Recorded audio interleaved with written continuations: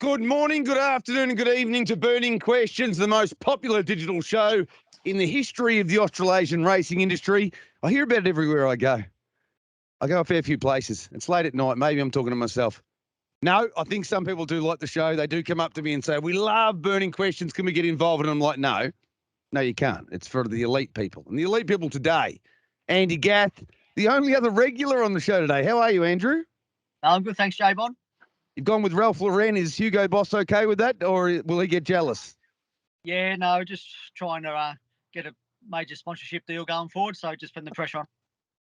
Andy sponsored by Ralph Lauren Polo. We've got Nathan Jack. How are you, brother? Have you got your breeder's crown hoodie on? I wear one of those sometimes. Yeah, I certainly do, J-Bon. I'm not chasing sponsors like Andy. And now we can hear you nice and clear. And Tim O'Connor stepping in for Nikita Ross. This is a dark time to try and step in. This is not an easy program, and these questions are not easy. Toc, are you ready to roll? Ready to roll, mate. Up from the twos. You said it was a hard show to get on. I don't know about that. I can't vouch for that. I was pretty easily subbed in there. But anyway, we pick up where Skeet left off, and I've subbed in. She was quick to tell me she's on a bit of a heater, though. 2 best bets home in her last 2 starts. So hopefully I can make it 3 on the trot for us. What's $1.30 into $1.40? What's that? No, Skeet has been doing very well. She's in for line. Don't worry about that. And I just saw, Toc, before we get into the questions, Nims here from Etienne just showed me where you're doing Trots Talk from the other day, and you've already lost one of those machines, and you're out in inclement weather, and you've just got it in the side of the car with the door open. Yeah, be careful out there, mate. Are you looking after things or what? Yeah, Sydney was a pretty devastating trip for a number of reasons, but yeah, losing a significant piece of equipment wasn't. Didn't make the 9.5-hour trip home, Bond, all that pleasurable. But yeah, she's tucked away in the car. We're all good. We'll start with you, Andy. We're here for hip pocket workwear and safety, protective equipment, glasses, hats. They do lots of stuff. And you want your people to look their best, shoveling, that whole thing. We love them, hip pocket workwear. Right, that's our sponsor. Now, question 1, burning questions. Will the Candyman park treachery again, or knowing how good she is, will he relent the front to treachery? What are you thinking, Andrew? Yeah, I think he's got to let treachery go. She sort of dominated moments like these last start, and her run since then has been, full of merit again, and she's going as good as any mare's sort of going in Australia at the moment. So I'm sure he'll be looking to, get her back and hand up to her. Tell us, Nathan, does I'm Often Gone have any deeply hidden, closeted gate speed that we don't know about? I'm not too sure on that one, Jason, but I'm the same as Andy. I think Greg will probably just hand up to the other one, and she's going to be mighty hard to beat. She's in fine form, and like Andy said, she's going as good as any of them at the moment, that's for sure. Are you and Dean looking, we know how good I'm Often Gone is, but are you and Dean looking at the race and just saying this is another step towards other things? Because 17:20, all that gate speed, you don't ever give up on winning a race, but it's going to be awfully hard. It looks like, at least. Yeah, that's right. I haven't spoken to Dean about it just yet, but if Treachery was to be parked, well, then I think it'd be a different race. But I think Treachery will probably just work her way to the front, and it's going to be near on impossible to beat her. What are you thinking here, Toc? I know that the Wombat, Toby McKinnon, ran a little poll, and I can't believe anybody answered anything else other than Treachery. But anyway, I think she's a moral to find the front. I think the lesson's been learned with moments like these. But do you have a different opinion? No, I don't. I think Greg will let it go. Probably, even if it, I think there's probably a couple of reasons, but I think from a race perspective, it probably serves him better to have a crack at her on the sprint lane. And also, she's going to Queensland. I don't think he wants another one of those burning, gut-busting races again like he had last time, and it didn't work. So, things can change on the spot. If he rolls to the, looks to go the pegs early and Treachery doesn't get away properly, or even Eva Mateo, I'd love to get your thoughts on her gate speed, Bond. She held Treachery in the early part last week. I'd be just interested to see whether Kez throws a bit of a spanner in the works, but I think Treachery will find the front. Greg will hand up and head to Queensland with a horse ready to tackle the big features up there. Well, I think one very smart man on Burning Questions was the only one who predicted that moments like these could hold Treachery, and Eva Mateo and other ones previously. I think it was Treachery on that occasion. But Andy, take a bow. We spoke during the week, and you've told me before I don't feel I get enough credit when I get things right. You're more than happy to hammer me when I get them wrong, but drawn right next door, I've now learnt my lesson. Eva Mateo's got no hope of getting past moments like these, I wouldn't have thought. No, I don't think so.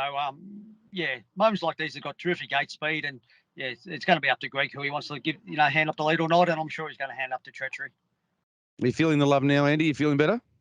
Yeah, a little bit. A bit more towards the end of the show wouldn't hurt as well. I'll try and space it out. Just little compliments, little gifts. Can DK's David Kennedy's Invaders? This is question 2. Strike success on foreign soil, and if yes, who is primed to land the lethal blow? We spoke to Jackson Painting, I think one of your old mates, Nathan, on the radio today, and he was very charismatic. We found out in his first anniversary last weekend to his beautiful wife, Prue, he decided to go out all night. So a man after my own heart, but he's going to have to do something special. He's very confident with a number of runners. I tend to think Rock and Roll Runner is the only one with a big chance of winning, and I do think he will win, Nathan. Yeah, I'd agree with that. Yeah, he's a mate of mine, but he must have lost his the wedding invitation in the mail, Javon, so it didn't get there.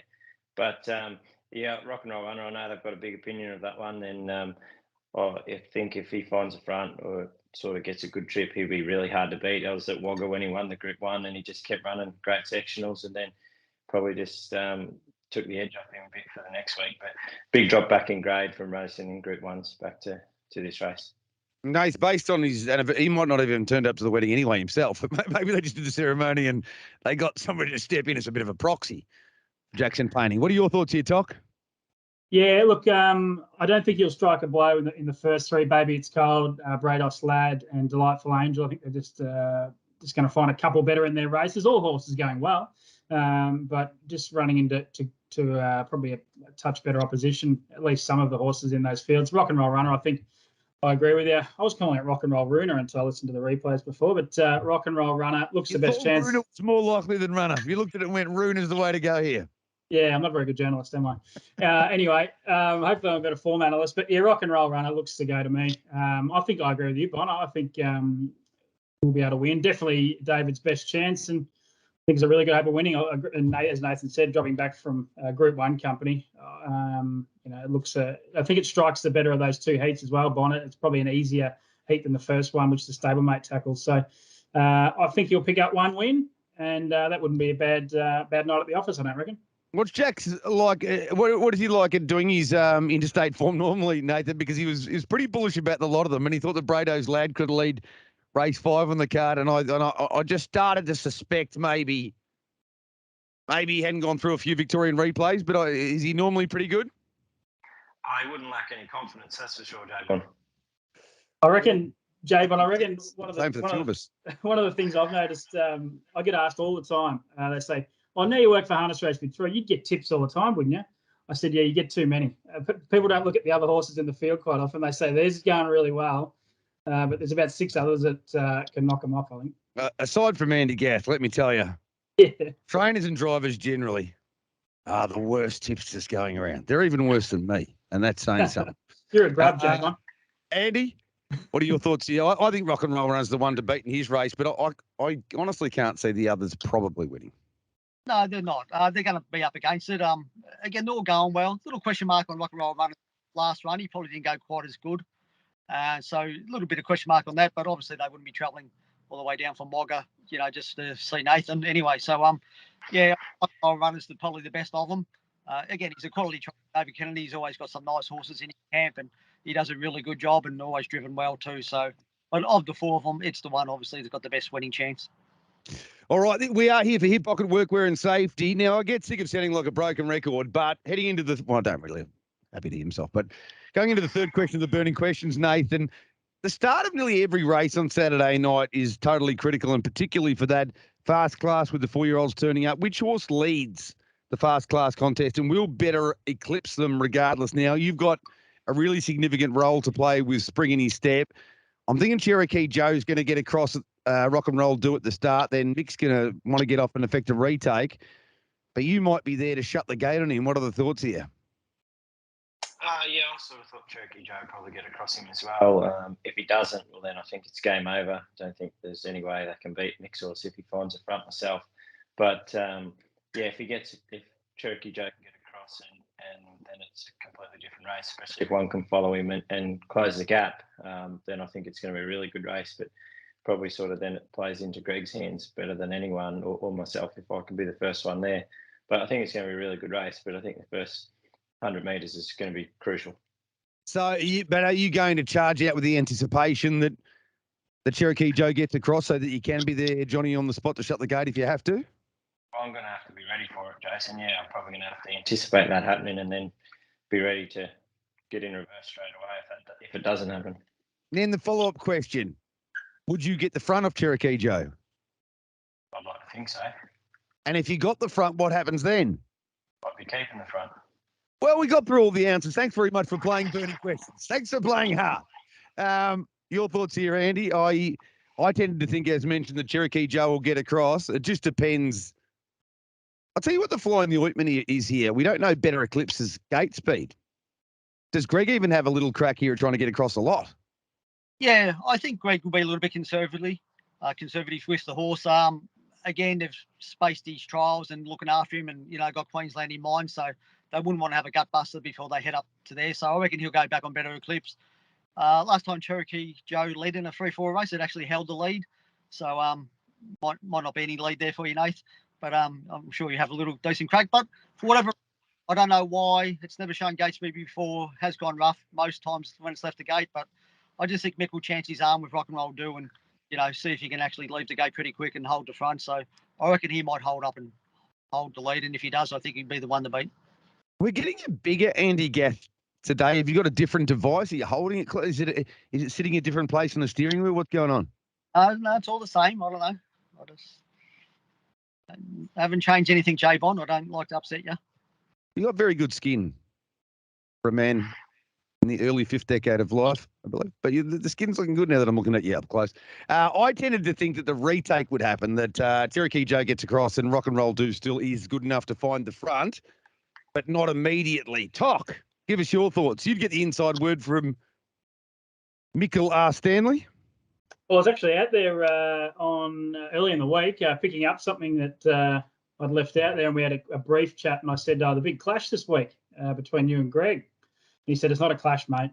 That's how confident he is. I think we didn't talk about who's going to lead or how it's going to pan out, but I'm a bit like Andy. I think he'll just do enough Rock and Roll Do. Mick's as good as anyone is getting a horse off the gate. He goes forward all the time. I just think I've never heard him spruik a horse as much as he spruiked this one.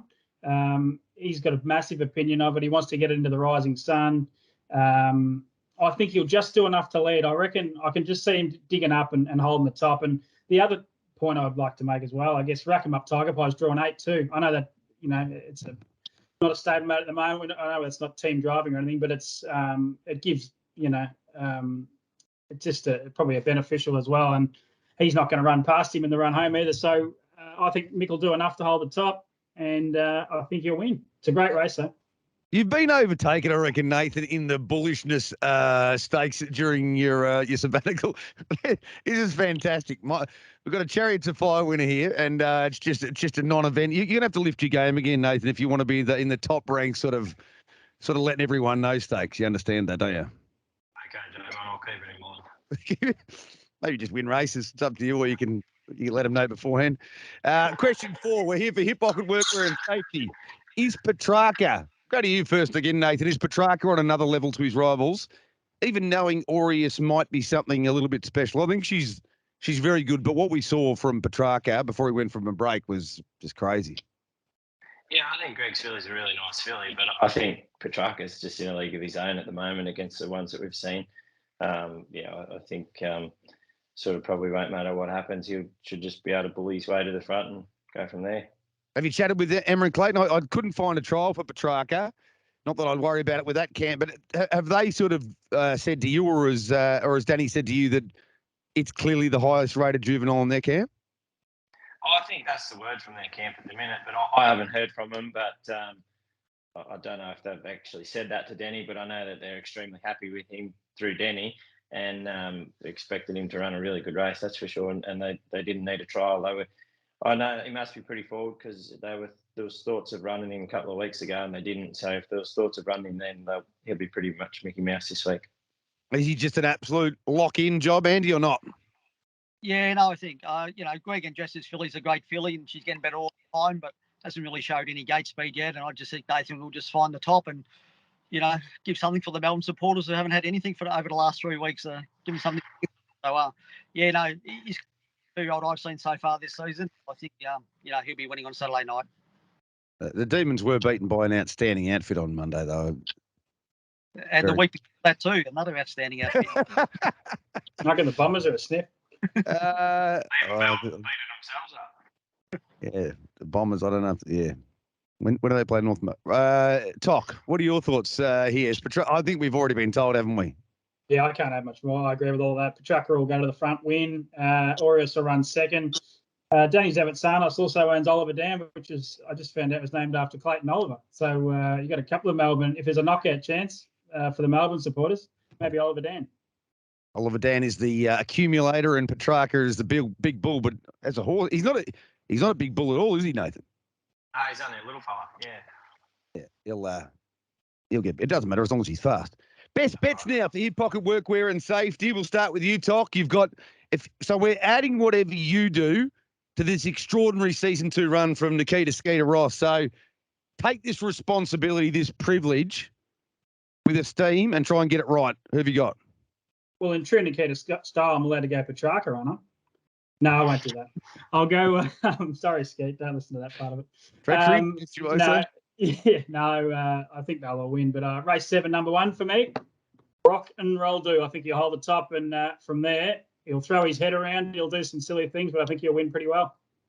Nate, before we get to your best bet, I wanted to ask about your other runners as well. Like, how many other winners do you think you've got on the night? I think Rebel Stoke is got a huge amount of ability, but he's like some of the rest of us. She's got a screw loose, probably half a screw loose as well.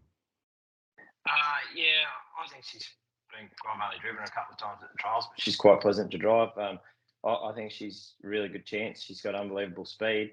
If she can sort of get any luck and be close enough to them at the sort of 250 or 300, they'll have trouble holding her out from what I've seen. I try and make sure with humans that I can work out the he's from the she's. Occasionally I get it wrong with the horses, Nathan, but that's okay. What's your best bet on the card, brother? I like Jeremy Wells each way in the first. Right. Well, where are you going to be? Drawn out the back, so I'm going to have to rely on a bit of luck, but we've changed his work. I think it's worked well with him. He seems to be working well. I just think he'll run on good late. Andy?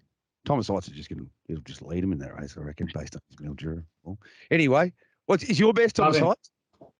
No, well, I've been putting the kiss of death on nearly every horse the last 3 or 4 weeks, and you've got plenty of credits in the bank, Andy. Don't be like that. So I don't want to ruin any of my horses' chances. I was going to tip one against my horses, and I didn't think that was very fair. But sorry, Nathan, but Lochinvar Jag. I just think he's been racing against older horses and really finding the line really good, and I think it's a big drop down in class. So Lochinvar Jag for me. Are you with that, Nate? Yeah, I'd agree with Andy. It's a massive drop back from 3-year-olds going back to sort of racing the older ones going back to 3-year-olds. So he's going to appreciate that. There's a couple in it that can go a bit, but I think he's the best horse in the race, yeah. Well, unfortunately, based on some of my tips here, I might not get many winners on Saturday night. But I'm going out anyway. Right. Don't start, Nathan. Hold that. That's been Burning Question. My best is Rock and Roll Runner. I tried to find something at, better than $1.40 or $1.50. I don't know what Rock and Roll Runner will turn up, but I think it is the one to beat. Do you want to have one final jab there before we leave, Nath, or are you going to play nice?